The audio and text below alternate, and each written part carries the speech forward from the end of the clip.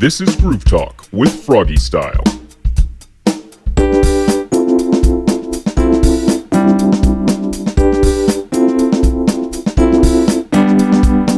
Welcome to another episode of Groove Talk, everybody. On this episode, I'm joined by Meg, Matthew, and Alex, and they are all part of the band L'Omelette. Yeah, that's the one. Nice. So I guess just to start off, why don't you kind of tell us a little bit about yourselves and the band in general? Okay, well, L'Omelette's been a thing for... what is it now? 2 years about.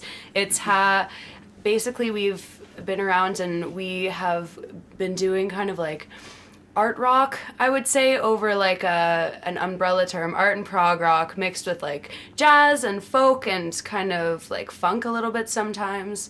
That's kind of where our name comes from, is it's a heady mixture of a bunch of different things. And so we've had some different people in the band that have kind of come and went. And yeah, our iteration right now has been a thing for about 6 months. And actually, no, we just got a new drummer as well. And so now I think it's our final iteration, hopefully. And we're really happy with it. But yeah, it's been going through a bunch of changes like in the last few months too. And we really kind of took off exponentially, I think, this summer. Awesome. So why do you think that is? Well, we we got some good musicians. No offense to those No, yeah, who are no longer part of the band. we love those people dearly, but we were really lucky to be joined by like a really, really talented lady named Avery, who's an old friend of ours, and she brought a lot to the band, like so much to the band, and she's not here with us right now, but she's with us in spirit, and I feel like she brought a level of professionalism to it that really helped us kick it into high gear and practice a bit more and have a goal, right? yeah, that's definitely been a thing. It's we set our sights on kind of some venues and some goals to achieve in the next year with her help, and we've all just kind of started, working like really hard together, like really well, I think, in the last few months. Plus, she has a sweet free jam space in her basement. Yeah, that really helps. That really helps. Yeah, a dedicated place to practice it's a good thing for a band, I would say. Yeah. Well, and we're blessed with all kinds of equipment and instruments and that she's collected over the years, and so we have all kinds of things to like experiment with too, and I think we all have that kind of a spirit too. We're willing to try some new things, and she's brought some really interesting music to the band too that we just didn't have before, like some trained expertise. She studied music production in college, and honestly, that's like the biggest thing, the biggest contribution. I think the hugest thing that's happened to us in the last little bit was that. Mm-hmm. Okay. It was all her. It was all her. Yeah, she deserves all the credit. I don't know why it wasn't just her that came to this recording. So has it been difficult finding like the right band members then, or? Not really. Wow. Because anyone can kind of fit in with our style because we don't really have a style. Okay. But it seems like every time we get a new member, it's it's just like an upgrade. Like we're like anyone can fit in. It doesn't really matter. Yeah. Because any style will mesh with us. Awesome. Yeah. I think writing together too has been something we've been doing recently too, and trying to like blend them a little bit more cohesively. Like before we would have like one jazz song and one rock song, but now we're starting to kind of like write in a way that blends those together better. But yeah, we had gotta give a shout out to Mikey. We love you, Mikey. He has this like knack for bringing people together, and the whole reason that I think L'Omelette started was because he like just kind of found a bunch of people on Kijiji and he brought them all together and we became friends and so he's no longer a part of the band, but he's still a part of our lives, and so we love you, Mikey. That's all I'll say. That's awesome. Just creates a band and then he's like, okay. yeah, my work here is done. Yeah. On to the next. Is that just what he does? It just like goes on it's just a creating- career yeah. One of his many talents. Yeah, I know we touched on it a little bit, and you said kind of anybody can fit in with your sound. So like, what kind of, is there a particular sound you are going for? Or is it just kind of a free for all? It certainly feels like a free for all. But like Meg was saying, I feel like we've started to develop a sound, like a blend. I don't know what you would call it, but I don't know. It feels like something's growing. Like I can identify to all of our songs. I feel like they're L'Omelette songs, whereas before it like there could have been 5 different bands playing these songs, right? Yeah, that doesn't really help the listeners at home like get a feel for it though. It's really tough. Yeah. Most, like, if it makes you feel any better, most bands struggle with this question. Right, So. yeah. It's a tough one. Yeah.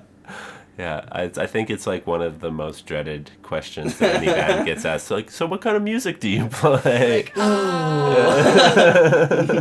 I guess we've been trying to like mess around with different time signatures and different like changes in rhythm. So in that way, you can definitely like describe it as prog rock because we're trying to make like dancey kind of rock music infused with jazz, but then also have like, we've like. Well, I feel I like need we help. all contribute. We all contribute pretty much whatever we as individuals want. Yeah. So we each have our own backgrounds, which come. So Meg has her more jazzy background, and Avery has her more avant-garde and house music background, and Matt and I are more like classic rock background. Yeah. So I think if you just imagine those 3 things together, that would be pretty close to L'Omelette. That's true. Yeah, that's a good way true. to put it. It's nice because you have those like kind of other ends of the spectrum, and then you're kind of both of your styles like really grounded in like. Yeah, I think that your style's grounded. Matt and Alex have like had many other bands in their lives, and they've been kind of very interesting bands that do the same thing. They kind of blend genres too, but definitely some like bluesy kind of rock comes from them. So it's awesome. Cool. I think nowadays more than ever, that kind of blending of music is happening just more and more. You know, you're Right. taking a bunch of different genres and you're like, okay, we have like a jazz band with saxophone and tubas and shit, but we're gonna throw hip hop over it, you know? Yeah. I just feel like that's like, maybe I'm paying attention more or something, I don't know, but I just feel like stuff like that is happening more and more Yeah, nowadays. I agree. I feel like everyone is a musician nowadays, and it's really hard to stand out. So I think that's the easiest way to stand out is to just take on all the genres and have a bit of flair with it. Yeah. It should have something to do with just how accessible all music is now. You can easily listen to almost any song ever made at the click of a button, whereas 20 years ago you'd have to research or go to the record store or just listen to the radio, whatever they played. Mm-hmm. So Yeah, you your taste of music is like isolated within your like group of friends or your community, whereas Right. nowadays that's definitely not the case. And so Yeah, I agree. And it's also it's more accessible for people just to make music too, to record it, to put it on the Totally. internet, to have it be heard by hopefully thousands of people. And that's the dream. Dozens. Dozens of people. Yeah. Dare I say? I'm pretty sure I'm on that level too. Dozens of people. Yeah. Dozens of listeners out there. But yeah, I guess it's the same thing with a podcast, you know? We're sitting here Exactly. recording it, you put it on the internet, and Yeah. yeah. What is kind of your guys' earliest memories of music in your own personal lives then? Trying to fall asleep while my parents were blasting music in the kitchen. I think that started me off for sure. Why are they having so much fun? What is It's this? gotta be the music. Nice. I remember when I was a kid really getting obsessed with the song Lump by Presidents of the United States of America. or pusa, as I like to call it. I don't remember noticing music before that. I guess I probably noticed it. But that song, I was obsessed with it for some reason. I just listened to it over and over and over. And over and over and over. So that was very formative for me. That was a formative experience. Definitely for me, like, my dad used to play me all kinds of music in the car. Like, I remember we would drive around running errands together and stuff because he was a stay-at-home dad. And so he would play me Guns N' Roses and Blue Rodeo and, like, you know, all of that good, like, classic rock, like Aerosmith. And then, yeah, I would say those are, like, my very, very first kind of... that's my very first experience with music, I guess, is getting shown that style of music by my dad. Awesome. Have you guys always been like music people then, since you were young, or kind of when did you get into music and decide like, you know what, I would like to be a musician? I think I was 13 and a half years old. Okay. Cool. What happened? Just marked it on the calendar. It's like going to be a pretty important day. Yeah, that sounds like a good I figured age. I might get asked this question one day. This is the day I decided to be a musician. Yeah. Well, I had to take piano lessons when I was a kid. And that was when I decided to never be a musician. That was terrible. But I guess it would have been around the same time. Yeah. But I'm a little younger than him, so I think I was like 13 and a quarter. I've definitely been annoying people for my whole life just by singing constantly around them. You know, and I just I picked up some instruments in junior high, and that's when I started, like, playing music, and I would go to open mics and stuff, and for a long time I did it on my own. I would do, like, singer-songwriter stuff, and it was always just very, like, rewarding for me, but I honestly, like, it didn't occur to me that it could be something we could do, like, professionally until I kind of, like, you know, met, like, you two, and then also, like, a good friend of mine, Pete, as well. Him and I met at Heritage Park, and he fronts a very successful band in Calgary called Peter and the Wolves, so shout out to them. I'm currently a member of that band too, and really seeing his journey, like, starting his band and seeing how he grew to be, like, really successful in, like, just a matter of years, just through, like, his hard work and dedication.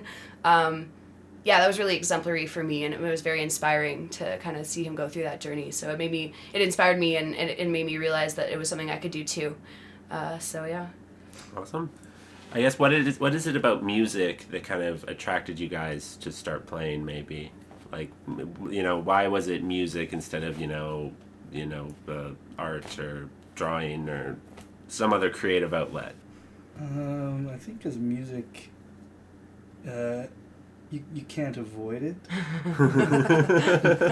When you play a song, people have to listen to it. So you can do a lot more interesting things with music than you can with art, because people can just close their eyes. Yeah. Can't plug your ears. Yeah. You play loud enough. You can't paint bright enough to get people to see through their eyelids, but not the same with music. I paint and stuff, and I do all kinds of different art. Like, I study design in school too, but nothing brings people together like music. You know, like, you can make a piece of art for somebody, but, you know, making a piece of music for someone, like, it brings everybody together, and they can share in that experience. Just it feels like it's almost like instinctual in a way, like everybody has something they can connect to through that, no matter what genre of music it is. And so yeah, it's awesome that way. Like, I'm definitely, like, a people person, and I've found, like, that there's such a, like, great community in the music scene too. Lots of, like, support, especially nowadays. Like, you know, I haven't been in the scene for necessarily a very long time, but I find it's like, you can tell people who've been in the scene, like, for a while are, like, feeling more hopeful, I think, these days than they have ever been before. So just about inclusiveness, about support, about treating musicians correctly and, you know, treating the industry like a proper industry too, you know, not like screwing people around and stuff like that. At least as much. I don't know. I'm sure it still happens, but Yeah, we haven't gotten screwed over. Yeah. That we know. That we know. That's something that I found too, actually, is like I haven't been in the Calgary music scene that long. I wasn't really in it, but until I started this podcast, and so maybe exploring it for the past 3 years really heavily just within the last year and stuff, but just the amount of support and just friendliness that you get from everybody who is involved in the music scene is Absolutely. it's real cool to see. It doesn't feel so like cutthroat out there. Everybody wants everybody to do well. And have you guys experienced a lot of that with this band then, or? Absolutely. I think whether it's a bad show or a good show, either way, there's lots of support, lots of people out there. Calgary's really good for that, and it's growing. I feel like there's like two different kind of pools too. At least from what I've seen, there's kind of like a more contemporary pool where we like reside in, where we have like a lot of garage rock around and a lot of dream rockers and stuff like that. And they're like younger people in those bands, and they have all kinds of like energy and ideas, and they make all kinds of art. And they're like, it's interesting to see how like people are using kind of like their marketing skills too on social media. Like people are getting really good at that, just even in the bands around like that you see around town.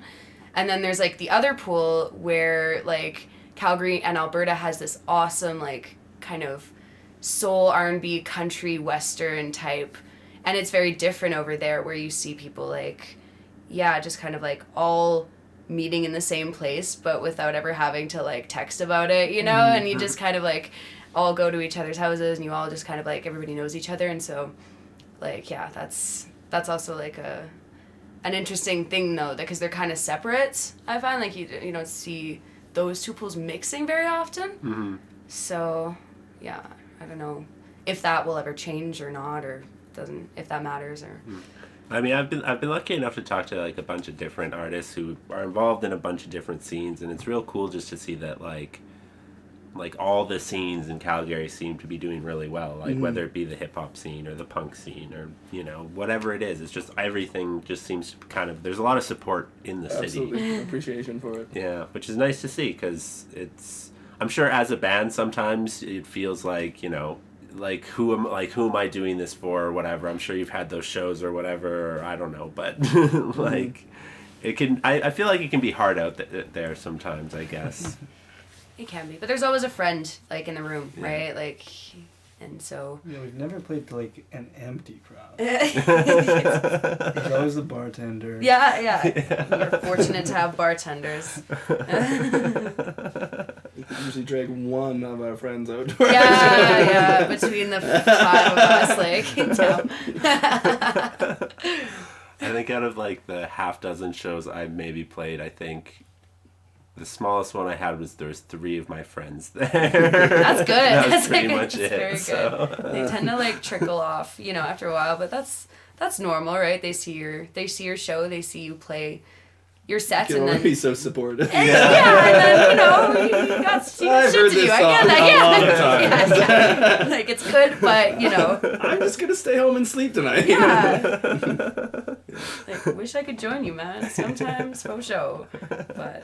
Yeah, like that's my problem too, is anytime I go out to do anything, on my way to that thing, I'm always like, why am I doing this? Like, I wish I was just at home right now. I wish I was sleeping or watching Netflix. And then I get there and I'm like, oh, okay, yeah, no. Totally worth Stuff is fun. Like, Things are fun.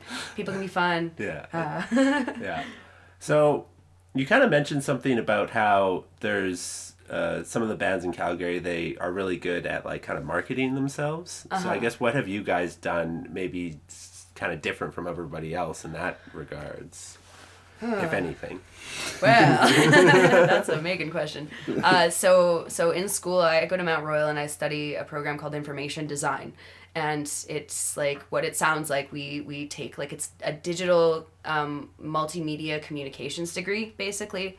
So we learn communications, but in a digital context, and we take that to very much like social media and how to make things beautiful, make things marketable, make things understandable, and present things really well is like a very big thing. And so presentation is huge. So what we've done for presentation is we've kind of like taken l'omelette and we've taken some colors, and I've done our logo, and we have an Instagram page, and we kind of developed this yellow visual identity too.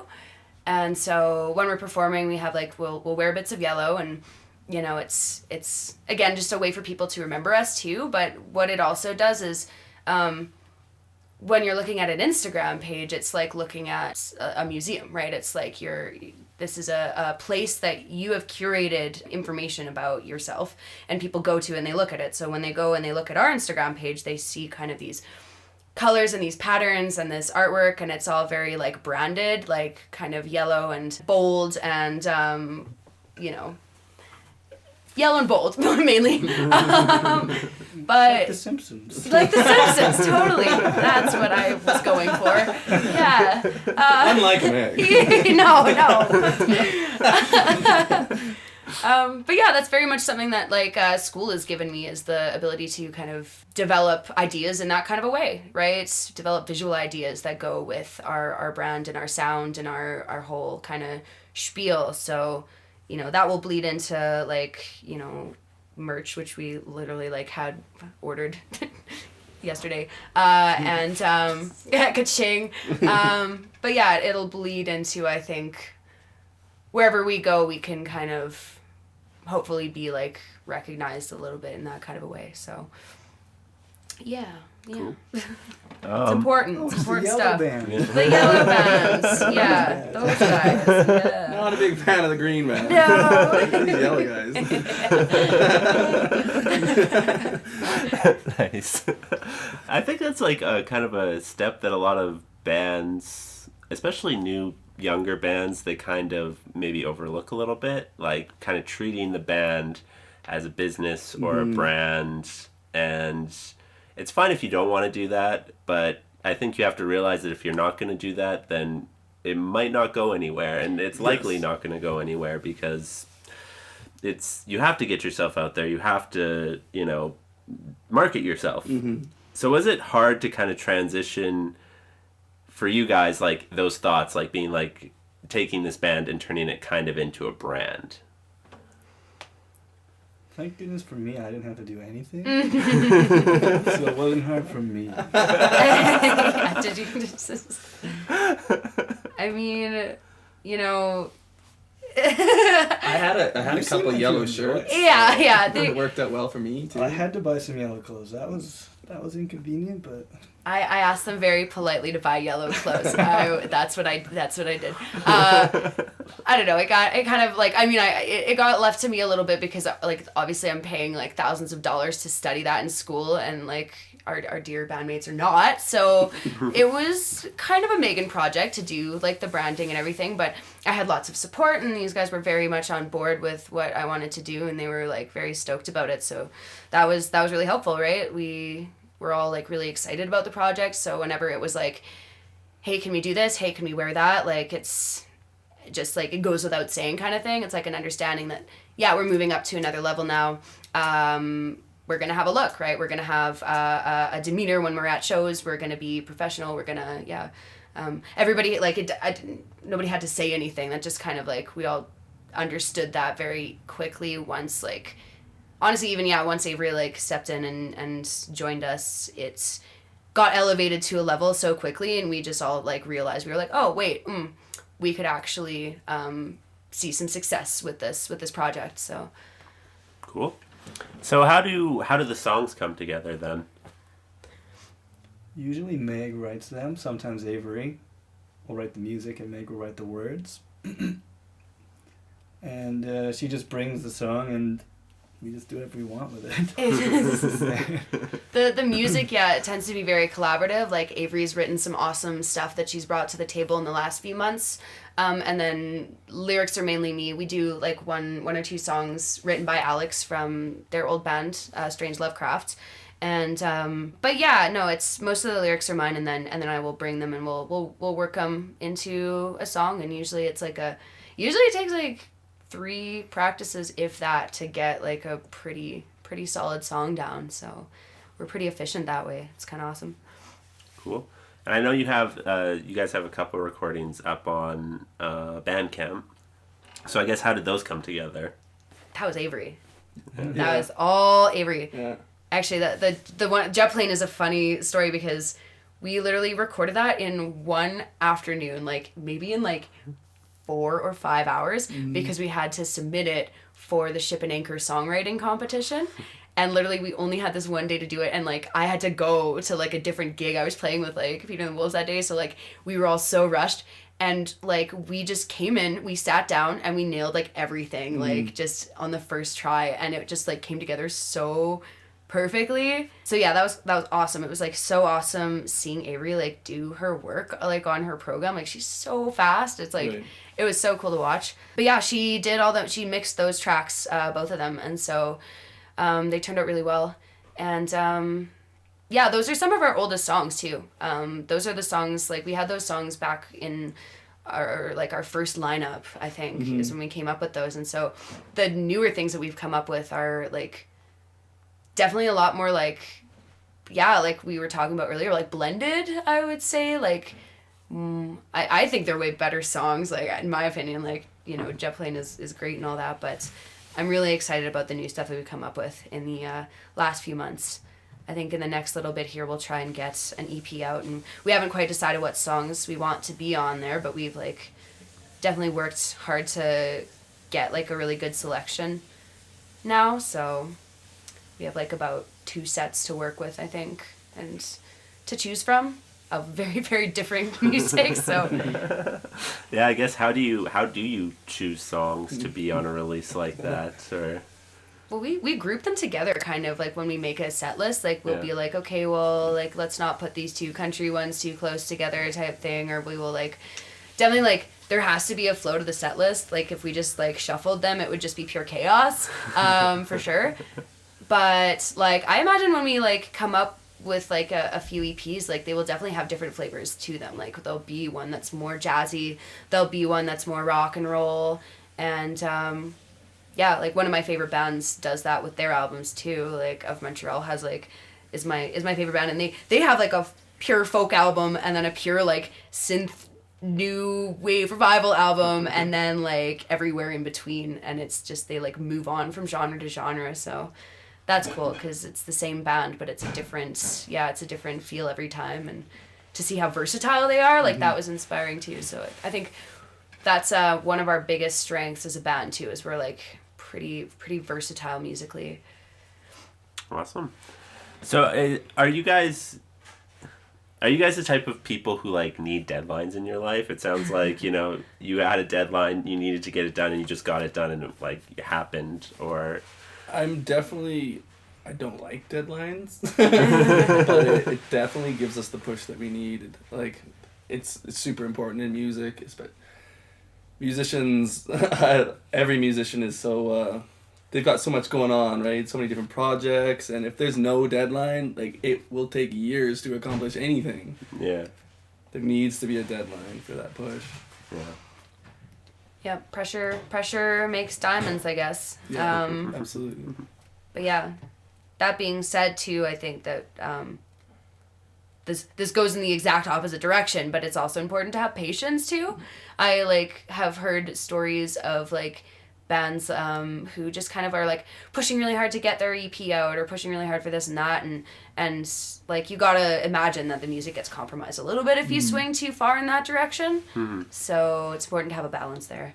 Yeah, I think balance is key for sure. You know, you want to, yes, you need deadlines, but also you want to like, yes, you want to present like an acceptable product that you are happy with and that you have put the time and effort into. And that's just life though. It's just finding the balance everywhere.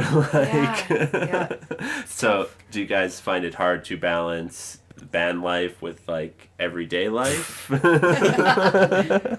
3 of like the most, I think, yeah, like we all have pretty freaking crazy lives. Chaos, but it's worth it. worth every second of it. Let's go around the couches here and say what we do for work and life. Well, I'm in construction, and in summertime that means crazy hours, and I'm in a couple different bands. And then jams with other friends. It's got to be almost every night. There's something musical going on, and I'm not getting home till like 8 o'clock, and then go jam, get home 11:30 midnight, go to bed, wake up at 5, and do it all over again. Matthew sleeps the least out of any person I've ever seen in my entire life. He literally sleeps like 5 hours a night. Like, I don't, like, first just so long. Oh my God. I fear what might happen. We all do. My friend, we all do. It's good.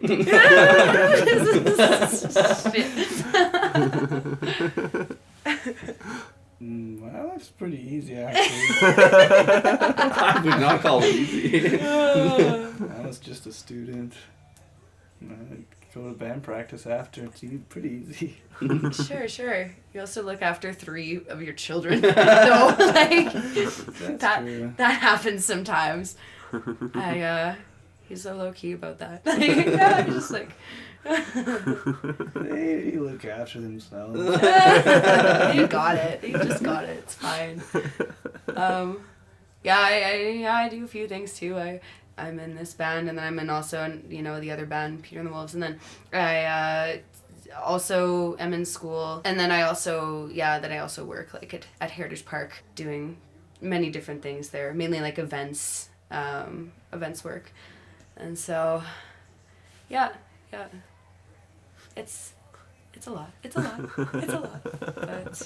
But you make time for what you love, right? You make time for the music if that's what you love, and that's right. how you find joy and energy. Then it's not work, right? It's so. Yeah, I think it's like it. I don't know. At least for me, like I have to remind myself of that sometimes. It's like I'm committing all this time to like a podcast, and you release it and you're like, oh, that didn't go how I expected to or whatever, and then you're like, but why are you doing it? It's like you're doing it because you like to do it. You're not doing it for anybody else. You're doing it for yourself. Like, and I think that can be hard sometimes for, I'm sure, most people, but yeah. I guess, how have you seen the band kind of progress? Are you happy with the direction it is heading in? Started out really poppy, like super poppy. It started out with Mikey. Yeah, it started out with Mikey, and Mikey has his totally own like music. He does like very poppy kind of stuff, and he's a great singer, and so it originally started where like him and I would actually like share leads. Like I do the lead vocals, and we basically like split it down the middle where we do like his songs and then my songs, and it was like just kind of like we're kind of all over the place right now, but like back then we were really all over the place. Like it was just kind of not like fitting together super well, and so after Mikey left, then we moved over to my songs, and then it kind of like that's what happened, and then we had like this portion of time where we would just kind of rehearse for like we've the one thing that's been awesome about this band is we've gotten together like every single week for 2 years. Like we just don't compromise that way. So we've been growing this whole time. And so yeah, we there's definitely like plateaus. Like after Mikey left, I think we plateaued for a little while there. We just didn't have that many shows, and and then we had like our guitarist leave, and then like that's kind of when the plateau stopped, and Avery kind of showed up and really made things better. And ever since Avery showed up, it was like a bell curve. Like it's, yeah. And it also just really helped that like I made a lot of really good friends and connections in the industry this year. I was really fortunate to have like wonderful people around me being mentors for how to front a band. Like I met a lot of like very like successful front people and learned a lot from them, and so learned a lot about how to communicate professionally in the industry, learned how to go and book stuff, and so that really helps too, I think, get get some traction and get known around. Now there's like some places that kind of like us now, and so that helps a lot. I think it's really cool to just have it's not just our friends anymore that appreciate our music, and it's random people that you meet that'll see you on the street and they're like, oh, you're in this band, like I love you guys, like your sound was really cool, seeing you here, and that's really cool, really really cool to see. It really makes you feel like you're getting somewhere. It's not just your friends like smiling and saying, yeah. You're great. You're so great tonight. Oh, thanks, man. Thanks. Yeah, like you can only do so much of that. every time your friends give you a compliment, you're like, I feel like you just have to say this though. Yeah, like, no, totally. And they do. And they do. A slight step above your mother.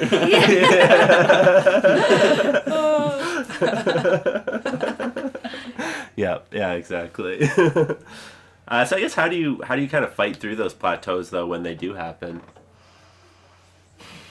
Just try to enjoy them. Yeah. I always look forward to band practice, no matter what, even if we're not playing for anything. Yeah. Something I look forward to doing.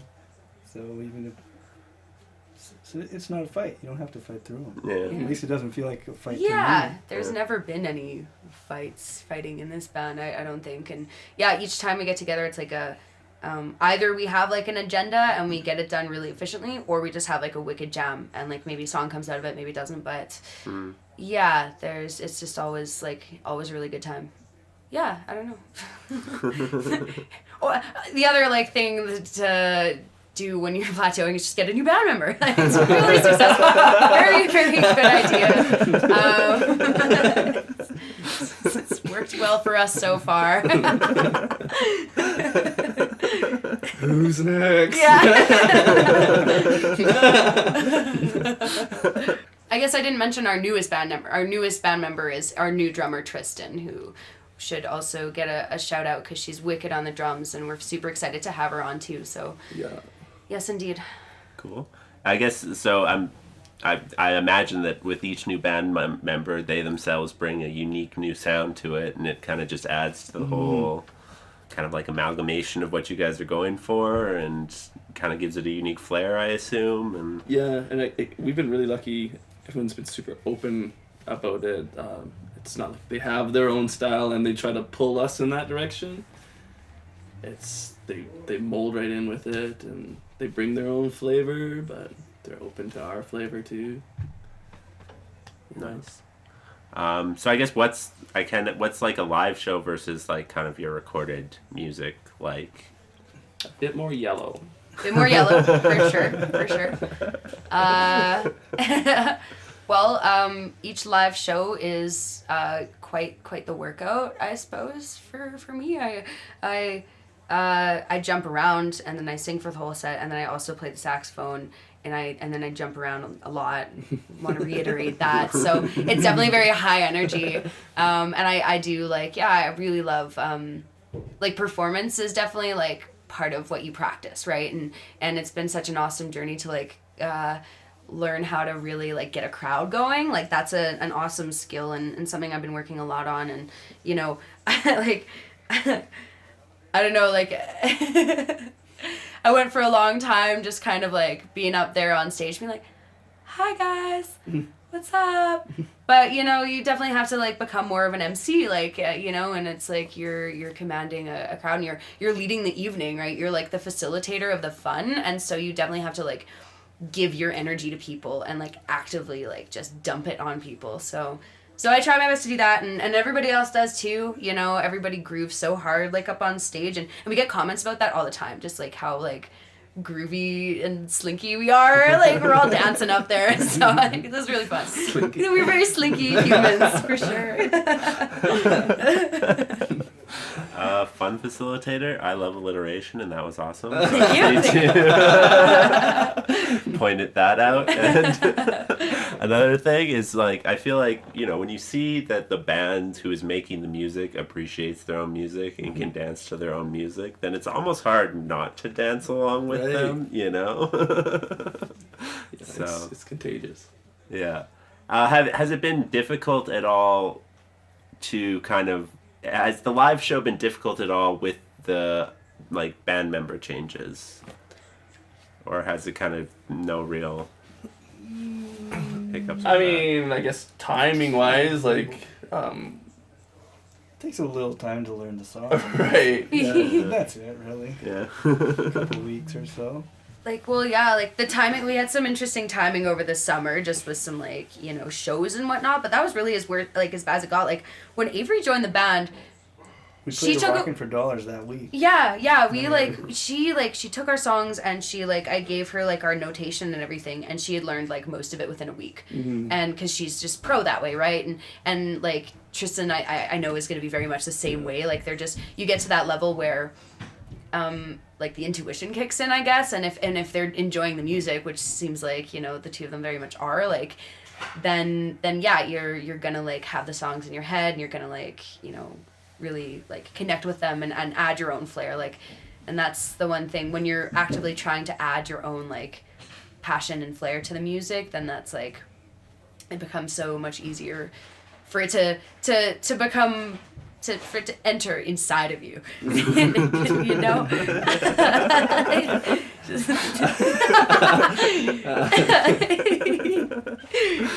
it's in there. It's in there.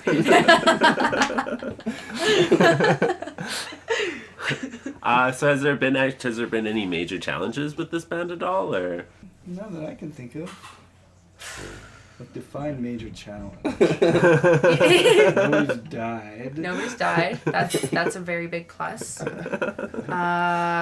Nobody's, like, you know, beat the shit out of anybody else. Nobody's ever gotten mad or upset about anything. I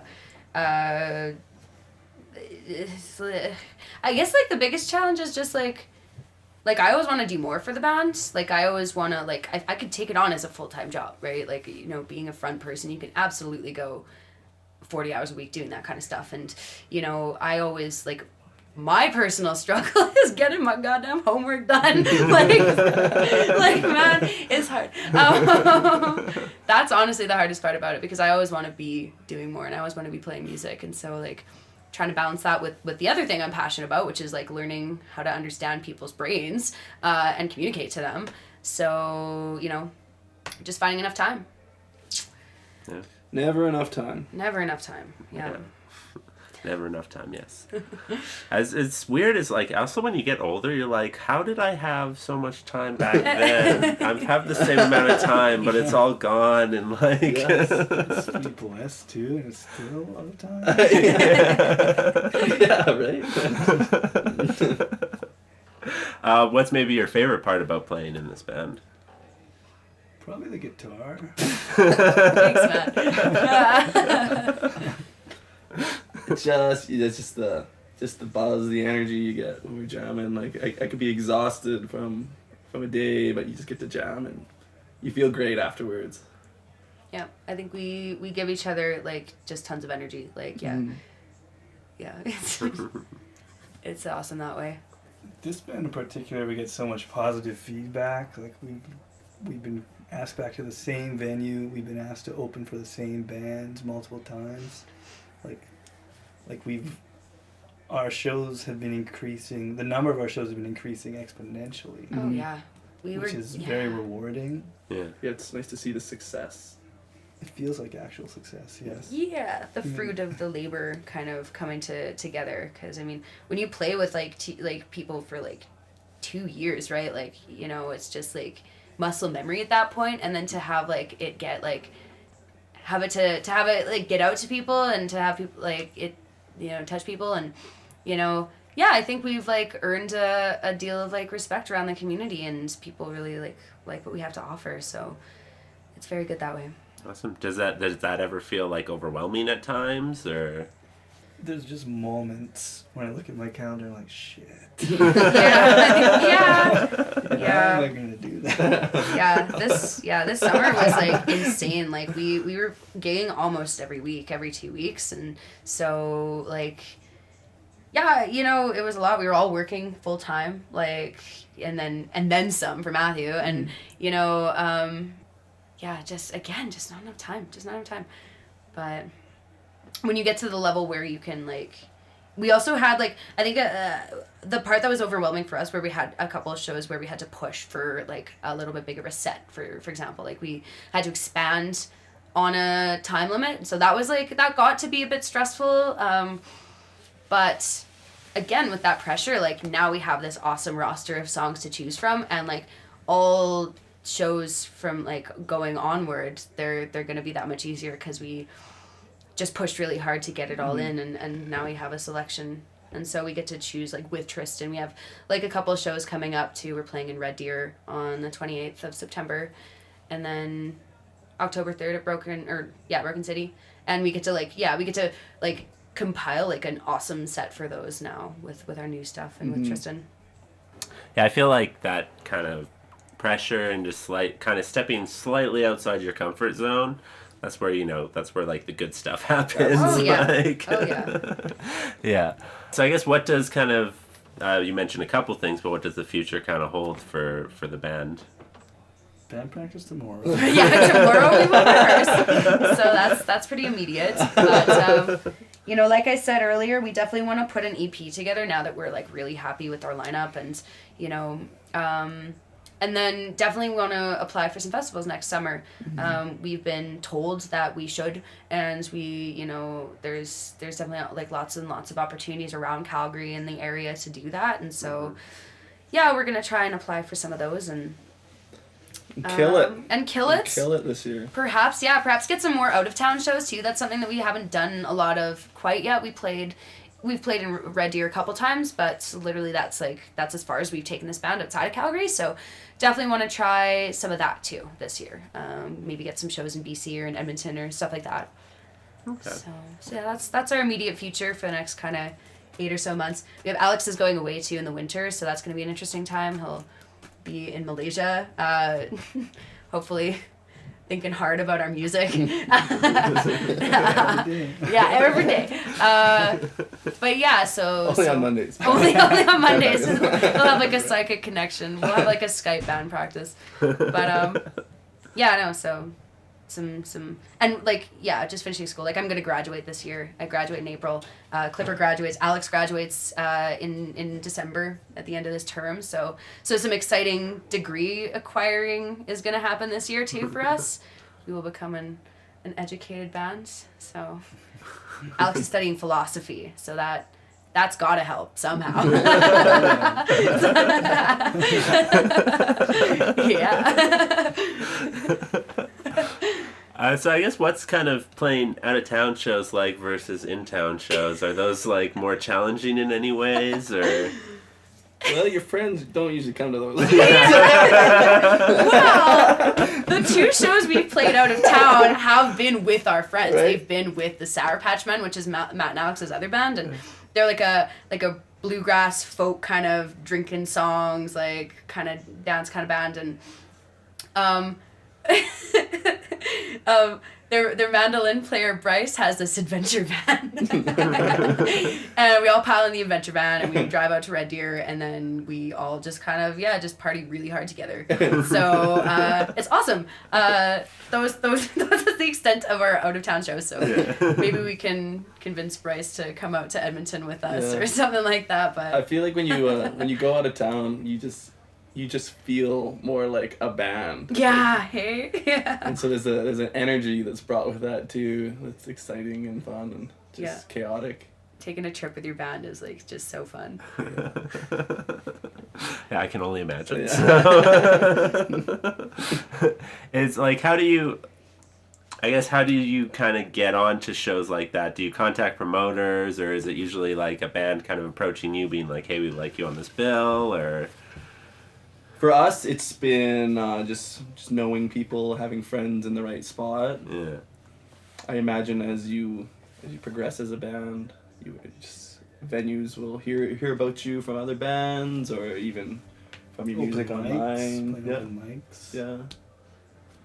Yeah, there'll be some like reaching out to promoters, I think, that will happen too pretty soon now that we're all settled in. But we've been lucky to have like Matt said, lots of good friends in lots of good places, and so and just being friends with bands too. Yeah, that helps, because if they have a show and they want someone on the bill, like right, we're we're a decent option, I think. So I'm saying.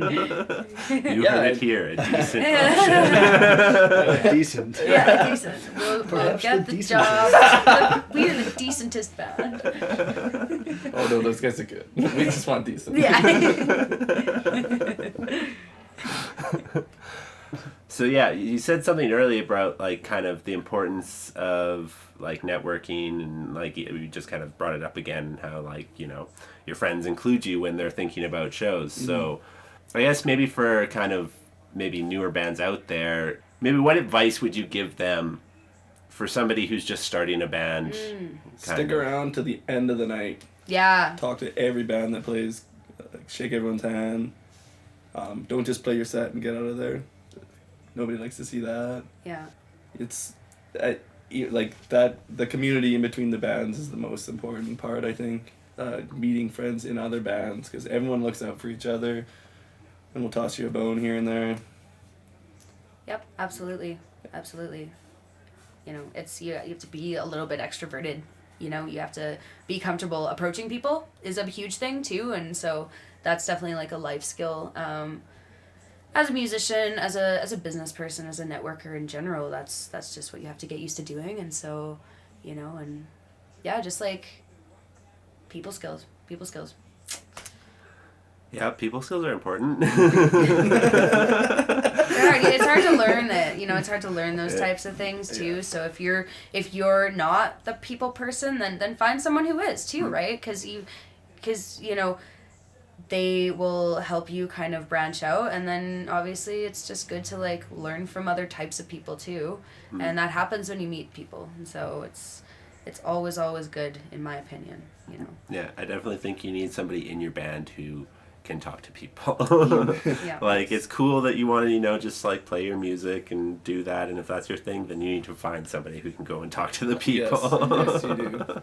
That's one of the biggest challenges I had with, like, I'm an introvert. Like, I've had terrible people skills all my life, and then I did this thing. I'm like, I'm literally inviting strangers into my house to have a conversation with them. Yeah, appreciate that, by the way. Yeah. Thanks for having us. Yeah. So it kind of forced me real quick to like develop those people skills and like those conversation skills that I was just lacking for most of my life. And you kind of learn that like as long as you're just friendly to people and you leave a good impression, then they'll kind of remember you, and when you are doing something, they'll maybe share it on social media or give it a like or tell their friends about it, just because they know you as a person and they know you as a good person. Oh yeah. So basically that was a big fancy way of saying don't be a dick. Just don't be a dick. Yeah. And be nice to people. Are there any just kind of final things you guys want to throw out there before we close this out? Or?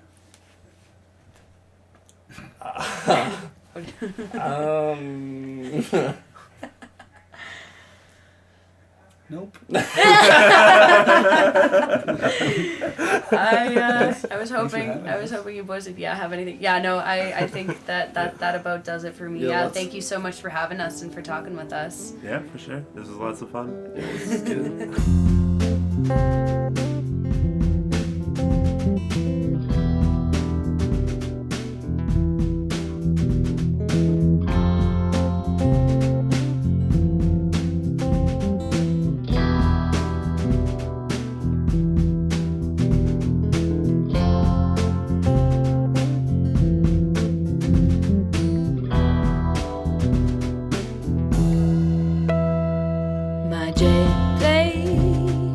Cuts a thick white line into the indigo sky.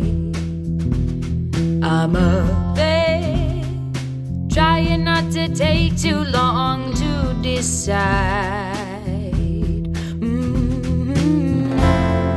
Every night, more than I'd like, I wish away my courage stay, and I'm scared to death of the possibility that what I've been doing was meant for me. But I've never had those objective fights. No, I always have been one to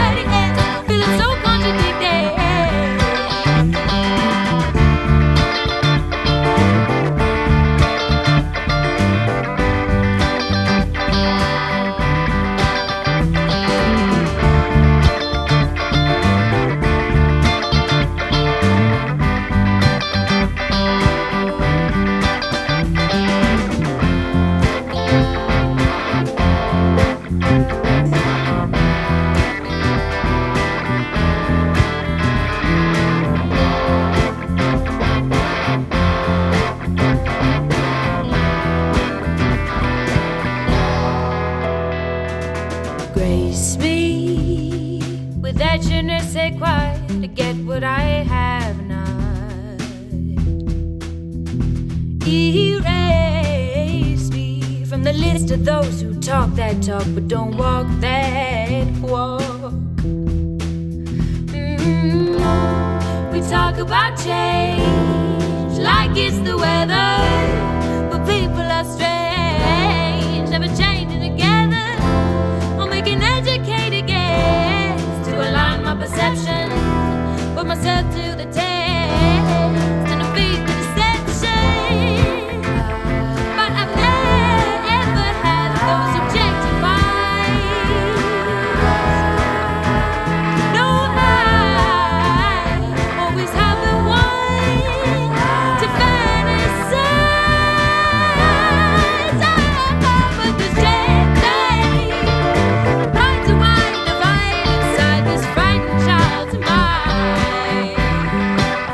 Oh, but left or right, right is not decide, seem quite divine.